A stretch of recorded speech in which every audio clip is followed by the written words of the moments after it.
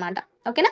ఇది website designing. అర్థమవుతుందా? ఇది వెబ్సైట్ అంటే మనం వెబ్సైట్ ని డిజైన్ చేస్తాము. Like Amazon, Meesho, Myntra, Flipkart, లేదంటే విస్ మై ఫుడ్, ఎన్డీటీవీ, నైకా, ఇట్లాంటి వెబ్సైట్స్ ని మనం డిజైన్ చేస్తాం. ఓకేనా? Service website, e commerce website, blogging website అని 3 types of website. Huge course. It will take around మనకి ఆల్మోస్ట్ ఒక 27 to 30 క్లాసెస్ ఉంటాయి ఇవి. ఓకేనా? ఆల్మోస్ట్ 27 to 30 క్లాసెస్ ఉంటాయి ఇవి. ఓకే. నెక్స్ట్ సెకండ్ స్కిల్ వచ్చేసి ఎస్ఈఓ అంటే సెర్చ్ ఇంజిన్ ఆప్టిమైజేషన్.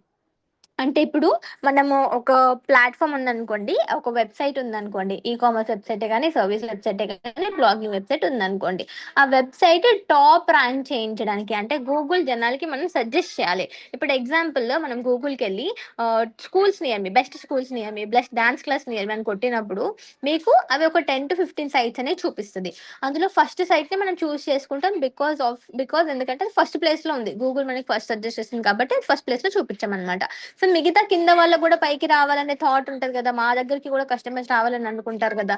సో వాళ్ళ కోసం మనము ఎస్సీఓ చేస్తాం అనమాట. అంటే ఎవరన్నా ఒక దాని గురించి సెర్చ్ చేసినప్పుడు అది వీళ్ళ దాంట్లో ఉంటే ఖచ్చితంగా గూగుల్ వాళ్ళని ఫస్ట్ ప్లేస్ లో చూపించేటట్టుగా చేయడం, సెర్చ్ ఇంజిన్ ఆప్టిమైజేషన్. ఇందులో కూడా 3 మెథడ్స్ ఉంటాయండి. On page SCO, of page SCO, technical SCO. మీకు ఆన్ పేజ్ ఎస్సీఓ అనేది కొంచెం టైం పడుతుంది.